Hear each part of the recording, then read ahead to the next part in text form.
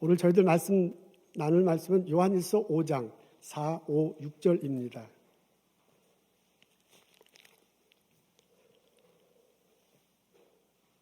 제가 읽겠습니다. 무릇 하나님께로부터 난 자마다 세상을 이기느니라. 세상을 이기는 승리는 이것이니 우리의 믿음이니라. 예수께서 하나님의 아들이심을 믿는 자가 아니면 세상을 이기는 자가 누구냐? 이는 물과 피로 임하신 이시니 곧 예수 그리스도시라. 물로만 아니요 물과 피로 임하셨고 증언하시는 이는 성령이시니 성령은 진리니라. 아멘.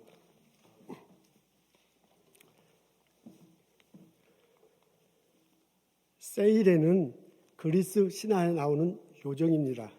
위로는 아름다운 여인처럼 생겼고 밑으로는 독수리 모양을 지니고 있다고 합니다. 이 세이렌 요정은 목소리가 아주 청아하고 고혹적이에요. 노래를 부르면 솔깃합니다.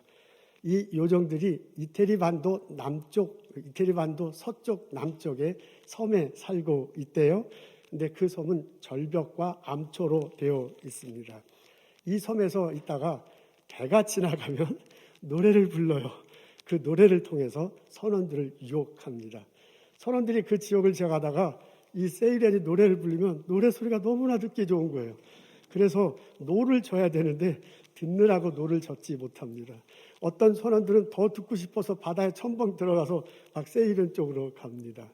그러다 보니까 배가 노젓는 사람이 없으니까 우왕좌왕하다가 암초에 부딪혀 파산합니다. 뱃속에 있는 사람도 죽고요. 그리고 바닷속에 헤엄쳐 가는 사람도 암초에서 죽고 맙니다. 이런 소식을 오디세우스가 들어요. 그 사람도 이제 그 실화 속에 있는 인물이죠. 이 사람도 이제 이쪽 지역을 지나가야 되는데 어떻게 할까 고민하다가 방법을 생각해냅니다. 선원들한테 전부 귀마개를 하고 본인은 그 도태 그 나무 폴 있잖아요. 거기다 본인을 꽁꽁꽁 묶게 합니다. 이 배가 이 섬 주변으로 쓱 갔어요. 아니라 다를까 이 세이렌이 노래를 부르는데 이 오디세우스가 막 더 듣고 싶어갖고 막 미치겠어요. 그래서 밧줄을 풀어라 막 명령하는데 사공들은 전부 귀마개를 했기 때문에 안 들려.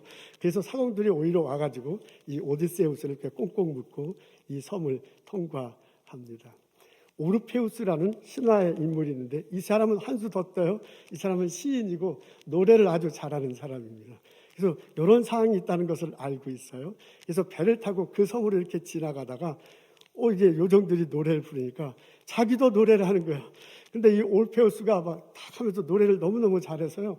본인은 노래 잘해서 신이 났고 선원들은 그 노래 소리를 듣느라고 세이렌이 하는 소리가 들리지 않습니다.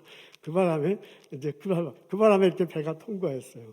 한편 세이렌들이 자기가 노래 소리를 들리는데도 그냥 통과하는 사람이 있는 걸 보고 너무너무 좌절해서 바닷속에 빠지고 암초가 되었다는 이야기입니다. 이건 신화예요. 이야기 속에서 사람의 심리, 사람의 모습을 그리는 내용을 담고 있습니다. 이 이야기의 핵심은 분명합니다. 인간은 유혹에 약하다. 어떤 사람은요, 노래소리로 유혹하는데 그냥 빠져들어가서 죽네요. 근데 어떤 사람은 몸부림치면서 그것을 이기는 사람도 있는데 어떤 사람은 자기의 장기를 발휘해서 유혹하는 사람을 오히려 바다에 빠지기도 합니다. 여러분 어떻습니까? 나는 세상에서 내게 유혹이 다가올 때 그 유혹에 빠집니까? 유혹에 몸부림칩니까? 아니면 유혹을 이겨내는 사람입니까? 오늘 저희들은 요한일서 5장의 말씀을 읽습니다. 요한일서는 사도 요한이 초대교회 교우들에게 쓴 편지인데요. 내용은 이렇습니다. 예수님을 믿어라. 그 예수님을 믿을 때 제대로 믿을 때 이단의 미혹에 빠지지 않을 것이고 세상의 유혹을 물리칠 것이다 라는 주제를 가지고서요 요한일서를 썼습니다. 이런 분위기 속에서 오늘의 본문을 읽는 것이 큰 도움이 됩니다. 우리 4절, 5절, 6절을 썼는데 그 중에서 5절의 말씀 앞에 있거든요. 우리 다 같이 읽겠습니다. 시작. 예수께서 하나님의 아들이심을 믿는 자가 아니면 세상을 이기는 자가 누구냐 그랬습니다. 여기 세상을 이기는 자가 누구냐라고 이렇게 질문을 던졌네요. 그 말은 뭐냐면 사도 요한이 생각할 때는 세상을 이기는 사람이 있어. 여러분들이 세상을 이기는 사람이 돼야 돼. 그래서 이렇게 질문하는 형식으로 말하고 있습니다. 세상이라는 단어가 성경에 자주 나오는데요. 그 단어가 나올 때는 문맥과 상황에 따라서 어떤 뜻인지 헤아리는 것이 참 좋습니다. 성경에 나오는 세상은 대체로 세 가지 의미가 있습니다. 첫 번째는 하나님이 만드신 이 자연세계야. 이 자연세계를 세상이라고 표현하기도 합니다.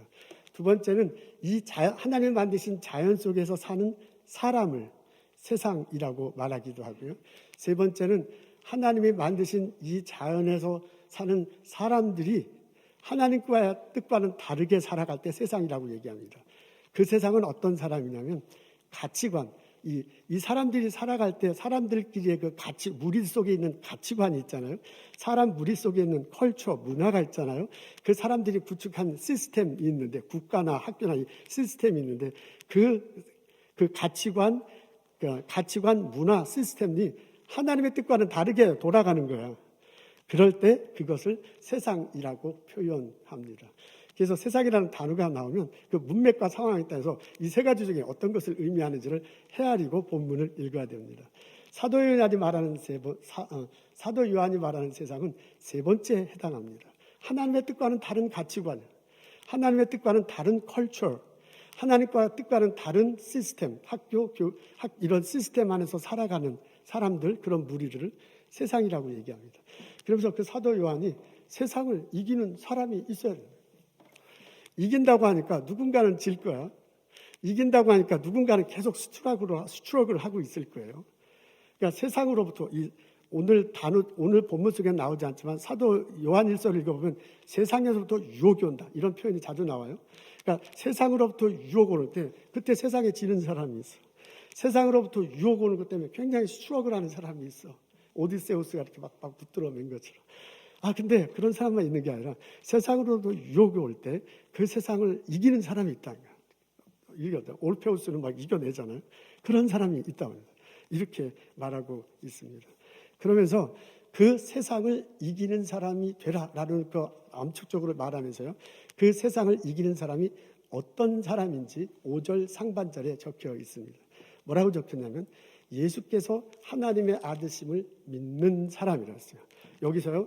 이게 5절이 한 구절이면 중간에 믿는다, believe 이 단어가 있어요. 믿는 사람이 세상을 이겨. 근데 믿는 사람이 뭘 믿냐면 예수님이 하나님의 아들임을 믿는, 예수님이 하나님의 아들임을 믿는 사람이 세상을 이긴다라고 그렇게 적혀 있습니다. 믿는 신앙 고백의 내용이 적혀 있습니다. 예수가 나사렛이라는 데서 태어난데 나사렛인 데서 자라나셨네요. 그리고 목수로 일하시다가 30살이 됐을 때 이제 물가에 가서 요단강에서 세례를 받았습니다. 그러고 난 다음에 하나님 나라에 대해서 설파합니다. 이분이요 사람들을 모아놓고 가리키면서 내가 하나님의 아들이다, 내가 메시아다라고 주장하기 시작했습니다. 12 제자들과 여러 사람들이 예수님이 주장하는 것을 귀담아 듣기 시작했어요. 그리고 3년 동안 그분과 같이 동고동락하잖아요. 그리고 예수님이 말씀하신 걸 듣고 예수님이 행동하신 걸 보고 예수님 사역에 참여했습니다. 그래서 3년이 지나면서요. 12 제자뿐만 아니라 여러 사람들이 예수님의 가르침에 젖어들기 시작했습니다. 그 예수님이 어느 날 갑자기 십자가 달려 돌아갔었어요. 피 흘려. 그래서 그 따르던 분들이 굉장히 낙심하게 됩니다. 그분이 사흘 만에 다시 부활했잖아요. 그 예수님을 보고 굉장히 당황합니다. 예수님이 40일 지나고 난 다음에 하늘로 승천하셨습니다. 그 승천하실 때 남기신 말을 듣고요. 소망을 갖게 돼요. 이 사람이 다락방에 모이잖아요. 다락방에 모여서 기도하잖아요. 그때 성령께서 역사하시면서요. 마음속에 확신이 생겼어요. 이제까지 3년 동안 같이 있으면서 본 것이 있어서 3년 동안 같이 있으면서 들은 게 있었어요. 3년 동안 같이 있으면서 경험한 게 있었어요. 이것이 피스 바이 피스로 이렇게 있던 것들이요. 다락방에서 기도할 때 하나로 쫙 이렇게 동 하고 묶여지는 거예요. 그 위에 무슨 강력 풀 같은 것들이 딱 덮어가지고요. 이게 하나의 큰 그림이 그려지는 거예요. 이 사람이 말한 게 정말이구나. 이 나사렛에서 나온 예수라는 사람이 하나님의 아들이다. 나사렛에서 오는 예수라는 사람이 그리스도다. 이 사람 때문에 우리가 구원 얻는다. 이 사람으로 인해서 하나님 나라가 시작되고 하나님 나라가 완성될 거다라는 확신이 들게 됐습니다. 자기 이 신앙 가치관 안에요, 생각 안에 그림이 딱 그려진 거예요. 십자가 부활로 구원은, 십자가 구원을 한다.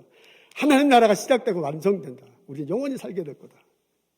라는 확신을 갖게 됐습니다. 이분들이 그 자리에 가만히 있질 못하잖아요. 가만히 있질 않잖아요. 세상에 사람들이 나가서 전하기 시작했습니다. 예루살렘에서 이분이야말로 하나님의 아들이다. 이분이야말로 메시아다. 이분 통해서 구원받는다. 라고 전하기 시작했습니다. 그 멸결이 북쪽으로 남쪽으로 흩어지잖아요. 북쪽으로 시리아로 갑니다. 나중에 터키 오늘날 터키 지역으로 갔고요. 그게 더 나가서 오늘날 그리스 지역으로 가다가 오늘날 이태리까지 남쪽 그 유럽 쪽으로 막 펴집니다. 그리고 북쪽으로. 그 다음에 남쪽으로는 아프리카로 전해지잖아요. 그래서 아프리카로 이렇게 정해서 유럽, 스페인, 모로코 스페인 이쪽으로 전해집니다.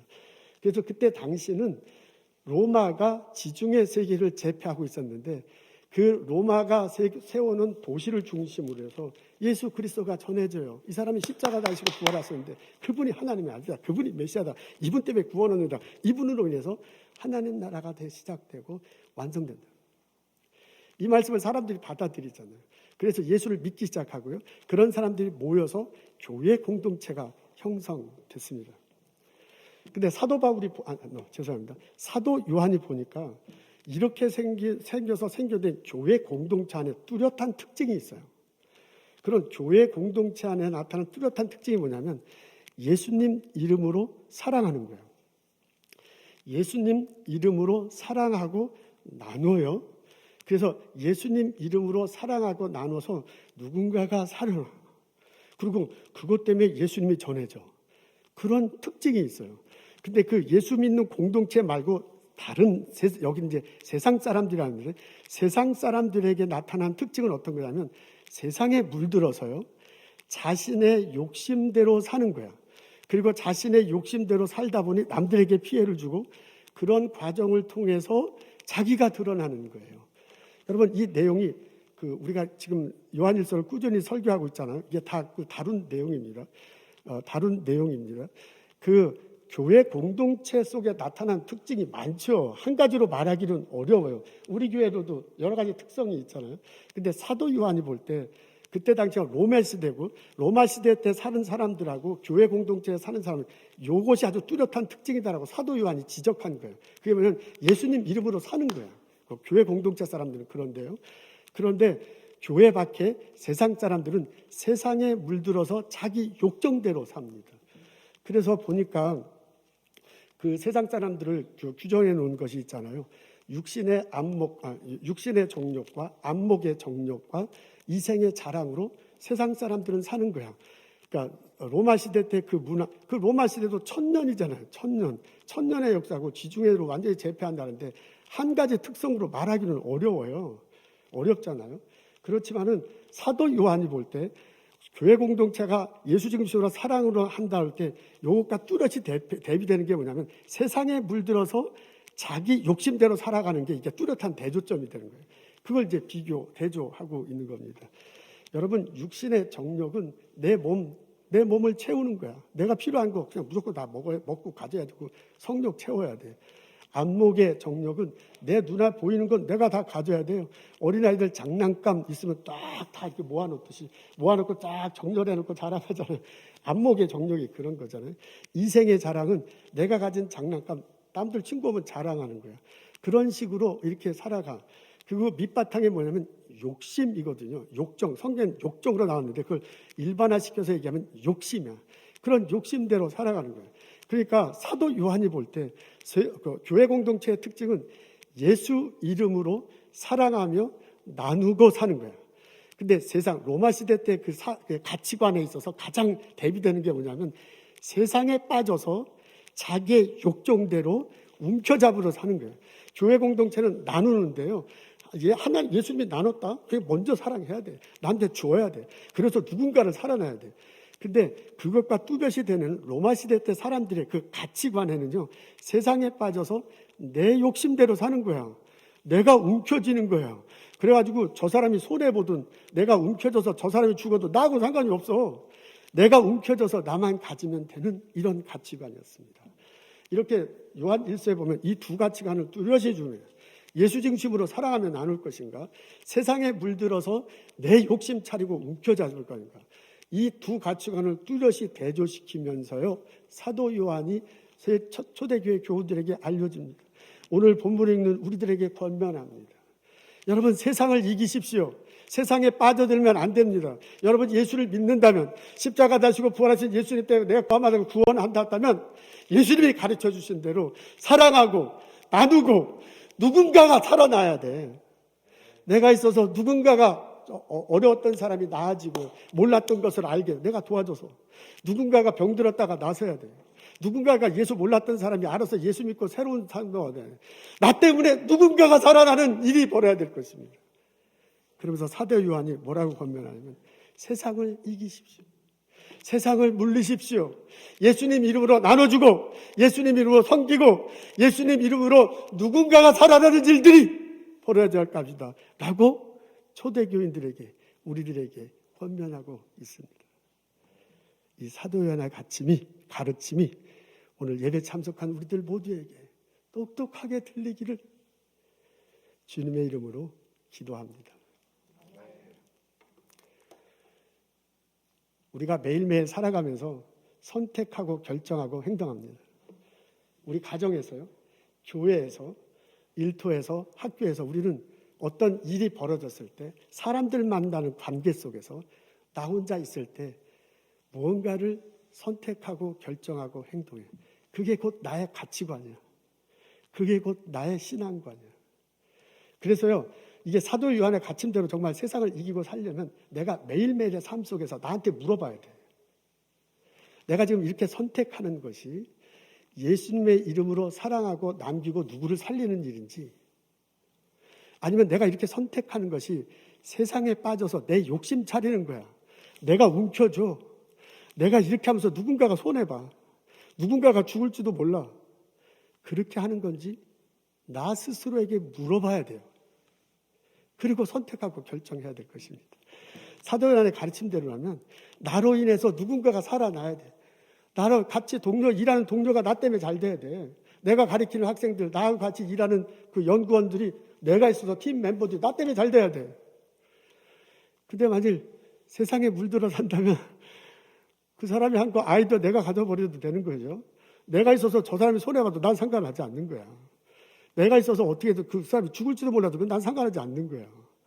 그게 아니죠. 사도 요한의 가르침은 나와 그 사람이 더불어 같이 사는 거야. 세상의 가르침은 저 사람이 죽어도 내가 살면 되는 거야. 이 두 가르침 속에서 어떻게 내가 생각하고 선택하고 결정하는지 스스로 물어봐야 합니다. 내가 선택하고 결정함을 따라서요, 내 가족이 살 수 있어. 내 교회가 살 수 있어. 내 일터가요, 내 학교가, 내 연구소가 살 수 있어. 근데 내가 세상에 물들어 선택하고 결정하면요, 서서히 내 욕심 차리고, 서서히 누군가가 다치고, 서서히 죽는 거야. 그러니까 내가 어떻게 선택하느냐, 어떤 가치관으로 살아가느냐, 신앙관으로 살아가느냐는 상당히 중요합니다. 이것은 형제지간에도 그대로 나타나요. 여러분, 성경에 보면 형제들 이야기가 나옵니다. 에서와 애고와 야곱은 형제지간이잖아요. 야곱이 동생인데 형한테 잘 못했죠. 장자권 뺏어서 도망갔어요. 도망가가지고 세월이 지나서 결혼하고 재산이 불려서 돌아오는데, 돌아오려고 하는데 에서가 300군사를 데리고 온다는 거예요. 그때 야곱이 깜짝 놀라잖아요. 형이 나를 죽이려고 하는 거구나. 그래서 너무 두려워가지고 야복강가에서 하나님과 밤새도록 씨름하고 기도해. 그리고 그 다음날 형을 만났을 때 재산을 보여주면서 나눠 갖겠다. 이게 형님 겁니다. 선물입니다. 내 재산 나누겠습니다. 막 그래. 근데 그게 인간적으로 생각할 때는 두려워서 그렇게 하는 것도 있거든요. 옛날에 자기가 잘못한 거기 때문에. 그렇지만 또 한편으로 생각하면, 신앙적으로 생각하면요, 밤새도록 하나님께 기도함을 통해서요, 하나님께서 얻은 지혜가 있는 거야. 또 나눠라, 형한테. 라는 그 지혜로 했을 수도 있다, 그 말입니다. 저는 야곱이 전반전하고 후반전하고 굉장히 많이 달라져요. 인생을 살면서 신앙에 철이 들어, 이 사람이. 그래서 저는 하나님께서 주신 지혜라고 그렇게 더 받아들이고 싶어요. 그래서 야곱이 형한테 재산 나누잖아요. 이게 형님 겁니다. 그렇게 얘기하잖아요. 형과 동생이 화해해요. 그리고 같이 더불어 살아. 그러니까 사도 요한의 가르침대로 얘기하자면 예수님 이름으로 형제에게 나누어서 형도 살고 나도 같이 사는 거예요. 근데 성경에 형제지간에 이런 일만 있는 게 아니지요. 가인과 아벨 이야기도 있어요. 가인이 형이고 아벨이 동생이야. 하나님께 예배를 제사를 드렸는데 하필이면 형의 제사를 안 받으셨어요. 그래서 가인이 열 받았어. 열 받았다는 것은 화가 났다는 거고 자기 뜻대로 안 됐다는 얘기. 자기 뜻대로 안 됐다는 거거든요. 그러니까 사도 요한의 표현대로하면 자기 욕심대로 안 되는 거야. 자기 욕정대로. 자기 욕정대로면 하나님이 받으시고 하나님이 나에게도 축복을 주셨는데 그렇게 안 되고 자기 욕심은 동생이 잘 되는 건 상관없어. 나만 잘 돼야 되는데 동생이 안 되고 있어요. 동생은 잘 되고 내가 안 된 거예요. 그러니까 사도 요한의 표현에 의하면 세상에 물들어서 내 것을 차려야 되는데 이게 안 되니까 막 분통이 터지는 거예요. 동생 죽이잖아요. 사도 요한의 표현을 하자면 이게 하나님의 신앙 고백하는 것은 내 마음을 하나님께 드리는 거잖아요. 형제한테 너 동생은 잘할 수 있고 잘 돼야지 하는 것은 내 마음을 동생에게 주는 거잖아요. 근데 주는 게 아니라 자기가 자기 것을 차리다 보니 이런 일이 벌어졌습니다. 여러분 형제지간에도 이런 일이 벌어질 수 있습니다. 예수 그리스도로 내가 사랑하고 주는 거하고요. 세상에 물들어서 내 욕심 차리려고 내가 움켜쥐는 거하고는 엄청난 차이가 있습니다. 예수 그리스도로 사랑하며 드릴 때 형제지간이 같이 사는 거야. 근데 세상에 물들어서 내가 내 욕심 따라서 움켜쥐며 살아갈 때 우리는 누군가가 다치고 누군가 손해보고 누군가 죽는 거야. 형제지간에도 이런 일이 벌어져요. 교회 안에서도 이런 일이 벌어질 수 있어요. 여러분 회사 안에서도 여러분 세탁소 손님 대하는데도 이런 일은 분명히 벌어질 수 있어요. 학교에서 교수와 학생이 만나도 연구소에서 팀 멤버와 팀원으로 만나도 이런 일은 분명히 벌어질 수 있어요. 내가 어떤 가치관으로 어떤 어떤 가치관으로 어떤 신앙으로 선택하고 결정하는 데 따라서 엄청난 차이가 집니다. 사도회는 우리들에게 권면해. 세상을 이겨라. 예수님 이름으로 사랑하라. 예수님 이름으로 사랑하고 나눠주라. 그래서 저 사람이 살아. 저 사람이 살고 너도 살아라. 이런 사도회의 함께하심이 우리들 마음속에 들리고 실천되기를 주님의 이름으로 소원합니다. 아멘. 여러분 이런 가르침이 분명함에도 불구하고 실천하기가 참 어렵습니다. 그렇게 어려운 이유는 내 마음이 기울었기 때문에 그래요. 지금 내 마음이 기울어요. 이게요. 내 마음의 운동장이 이렇게 기울었어요. 이게 지금 사도 요한이 가르치는 말씀을 본문을 정확히 해석하자면 예수의 사랑대로 사는 마음하고 세상에 물들어 사는 마음이 이렇게 동등하면 괜찮은데 이게 이쪽으로 이렇게 기울었어. 그러니까 예수님 사랑대로 내가 나누면서 살려고 하는 그런 마음보다 세상에 물들어 내 욕심 차리고 내 것 챙기려는 마음이 더 많아. 그 우리들의 심정이에요. 저의 심정도 똑같아요. 이렇게 기운 마음의 운동장이 이렇게 기울었어요. 이렇게 기울은 것은 이게 남 탓하면 안 되겠지만 아담과 하와의 영성을 우리가 이어받았기 때문에 그래. 아담과 하와 때 하나님께서 선악을 알게 하는 나무 열매는 먹지 말라고 그랬잖아요. 그거 안 먹으면 되거든요. 근데 그게 보암직도 하고 먹음직도 하고 지혜스러울 만큼 탐스럽기도 하는 거야. 그래가지고 이게 사도 요한이 말한 대로 육신의 정욕과 안목의 정욕과 이생의 자랑이 고도에 들어가지고 그런 상황인데 그냥 뱀에 꾀임을 대니까 유혹하니까 그대로 따먹어 버리잖아요. 그래서 처음에는 이렇게 평평했는데 아담 하우를 이렇게 기울었어요. 그 피가 우리들한테 오는 거예요. 그 영성이 우리까지 오는 거예요. 그 죄성이 우리까지 이렇게 남아 있습니다. 그러다 보니까 내 마음에 예수님의 사랑하고 나누고자 하는 마음과 세상에 물들어서 내 욕심 차리고 내 움켜잡으려는 마음이 평평하게 있지 않고 이쪽으로 이렇게 기울어 있어요. 그런 상황인데 사람들 만나면 힘들어. 내가 만나는 형제 우리 교회에서도 사람 만나고 이웃들 간에 사람 만나고 학교에서 또 일터에서 사람 만나잖아요. 그 사람들은 이렇게 기운 상태에서 이게 정상이라고 생각하고 사는 거야. 그러니까 내가 원하는 거, 내 욕정, 내가 챙기려고 하는 그런 사람들과 쭉 같이 지내다 보면 내가 괜히 손해보는 것 같아. 저 사람은 자기만 챙기려고 하는데 나는 자꾸 나눠주려고 하면 나만 손해보는 것 같잖아. 그러니까 그런 사람들과의 관계에서요, 이게 점점점 이렇게 기울어진 게 그냥 고착화돼요. 사회 시스템도 그렇잖아요. 이 사회 문화, 컬처도 그렇잖아요. 여러분 영화, 음악 이런 데서 나오는 거 보면 다 이게 기울어진 상태로 가는 거야. 그러니까 시스템이 그렇게 되어 있고 컬처가 그렇게 되어 있고 가치관이 다 그렇게 되니까 내 마음에서도 이렇게 기울었는데 내가 만나는 사람들도 다 기울어 있고 문화 시스템 다 이렇게 기울었으니까 그대로 그렇구나. 그래서 내가 좀 사랑하면서 살려고 그러면 다른 사람하고 좀 틀려. 너는 왜 그렇게 사느냐. 그리고 가만히 있으니까 나만 손해보는 것 같아.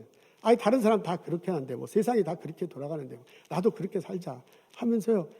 기울어진 상태로 살기가 굉장히 쉬워. 이런 우리들에게 예수 그리스도가 오셨습니다. 그분이 십자가 다시고 피 흘리시면서요. 우리 죄를 용서하셨어요. 그리고 우리에게 우리의 죄를 용서하고 우리를 의롭게 드릴 길을 왔어요. 하나님 나라를 우리 마음, 예수님이 성령의 모습으로 내 마음속에 오셔서요. 나로 하여금 예수가 누구신지를 분명히 알게 성령이 오셔서 가르쳐 주신다 그랬잖아요. 이분이 물로 세례를 받으신 분이다. 피 흘리신 분이다.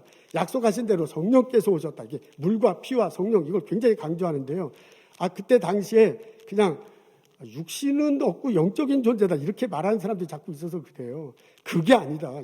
분명히 하나님의 아들이고 육신을 오셨다가 하늘로 가셨다. 이걸 강조해서 물과 피와 성령을 이렇게 말한 건데요. 이 예수님이다. 이렇게 분명히 성령께서 가르쳐 주셔서 예수님이 누군가를 분명히 알게 되면 그분이 내게 있으셔서요. 어떻게 살아야 될지를 알려줄 것이다. 그리고 그분이 내게 있으셔서 어떻게 살 뿐만 아니라 어떻게 살지 힘을 주실 것이다.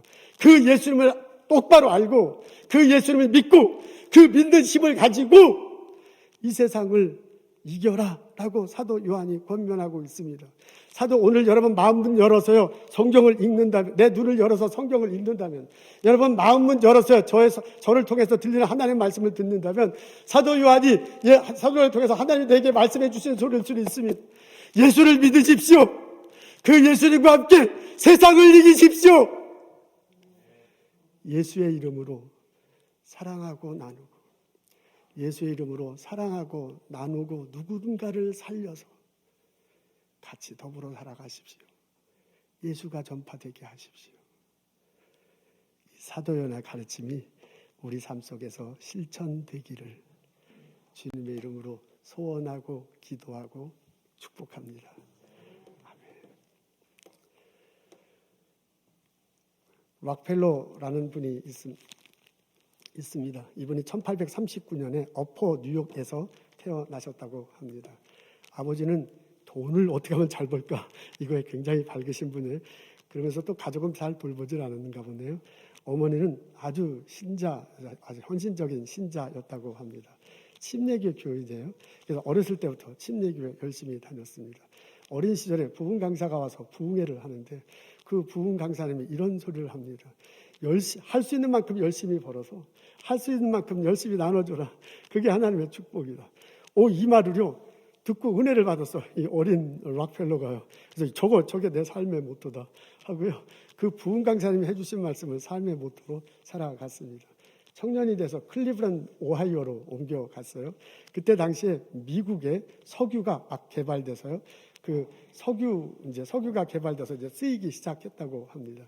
근데 그게 미국 땅은 넓은데 여기서 조금 저기서 조금 이렇게 나오는 거예요. 이제 군소 회사만 있는데 이 사람이 이게 앞으로 이 미국을 이끌어갈 에너지 소스가 될 거다 이렇게 미리 알고요. 자기가 그 석유 회사를 차리고 난 다음에 그 클리브랜드에 있는 스탠다드 오일 컴퍼니라는 이 석유 회사를 차리고 이것을 막 이렇게 다른 회사를 합병하고 인수하고 하면서 이렇게 점점 불리기 시작합니다. 그때 이제 미국에 철도가 생기기 시작했어요. 밴더빌트라는 사람이 있죠. 이제 미국 남쪽에 이제 학교도 있는데 그 사람이 이제 철도를 깔면서 이제 철도를 까면서 미국 전체가 이렇게 오늘날 하우웨이처럼 이렇게 잔디 길이 연결되기 시작한 거예요. 그래서 그 밴더빌트하고 손을 잡고서 자기가 그 밴더빌트가 철도 까는 데까지 가서 거기에 조그만 오일 회사를 합병하고 사들이는 거죠.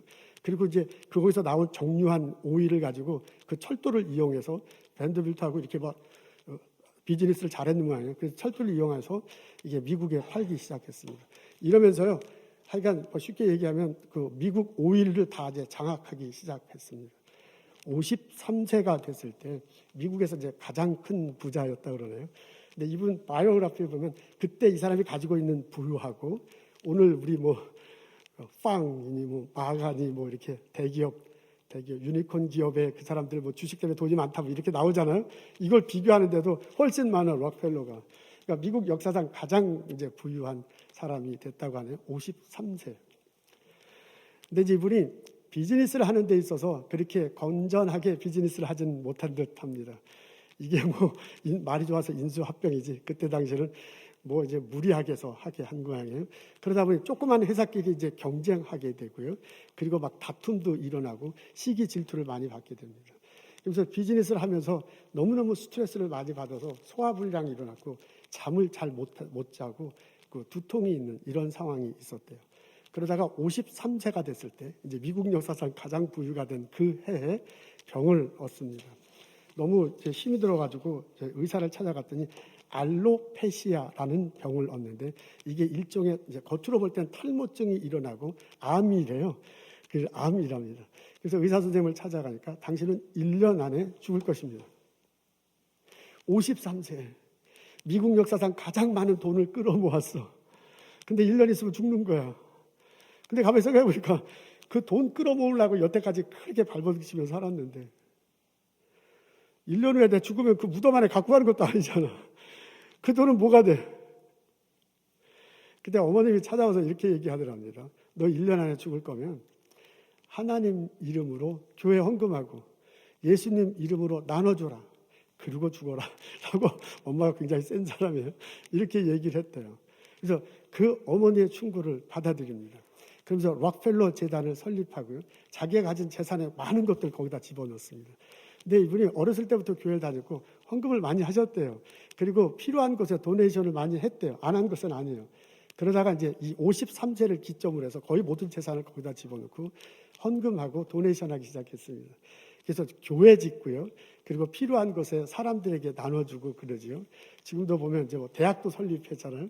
맨하탄에 보면 빌딩도 여러 개 있고 그걸 이제 선하게 쓰는 일을 합니다.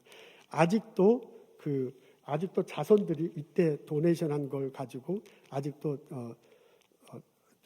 이렇게 펀드 이렇게 아직도 이렇게 자선 사업을 합니다. 과학계에서도 많은 펀드를 제공했다고 저는 그렇게 알고 있습니다. 이분이 이렇게 하기 시작하면서부터요, 건강이 좋아졌어요. 그리고 잠도 막 오기 시작하고요, 웃음을 찾기 시작하고 그렇게 했습니다. 그래서 나중에 돌아가실 때는 장수해가지고요, 98세에 돌아가셨대요. 98세까지 살았다고 합니다. 그러니까 이렇게 움켜 잡으려고 하는 삶 속에서요, 나눠주려고 하는 삶으로 바뀌었어. 예수님 이름으로. 그렇게 하면서 이 사람이 웃음을 되찾고 건강을 되찾았어요. 나도 살고 다른 일도 사는 그런 역사가 벌어졌습니다. 여러분, 우리는 날마다 선택하고 결정하며 살아갑니다. 내가 어떻게 선택하고 결정하느냐에 따라서 가족이 달라질 수 있고요, 교회가 달라질 수 있고, 여러분 학교가, 여러분 일터가 달라질 수 있습니다. 사도 요한이 우리에게 권면합니다. 예수님 이름으로 사랑하십시오. 예수님 이름으로 사랑하고 나누고 살아가십시오. 그래서 누군가가 여러분 때문에 살아나야 돼요. 그걸 사도 요한은 오늘 뭐라고 표현하면 세상을 이기는 거다, 그게. 사도 요한의 목소리가 들립니까? 예수를 믿음으로 세상을 이겨라. 기도하겠습니다. 하나님, 예수님 십자가 달시고 부활하신 예수님을 믿습니다. 그분이 성령의 모습으로 내 안에 계셔서 나에게 가르쳐 주시고 나에게 힘을 주심을 믿습니다. 그분을 붙들고 예수님 이름으로 사랑하며 예수님 이름으로 나누며 예수님 이름으로 섬기며 예수님 이름으로 더불어 살아갈 수 있는 우리들이 되도록 인도하옵소서. 예수님 감사합니다. 예수님 이름으로 기도합니다.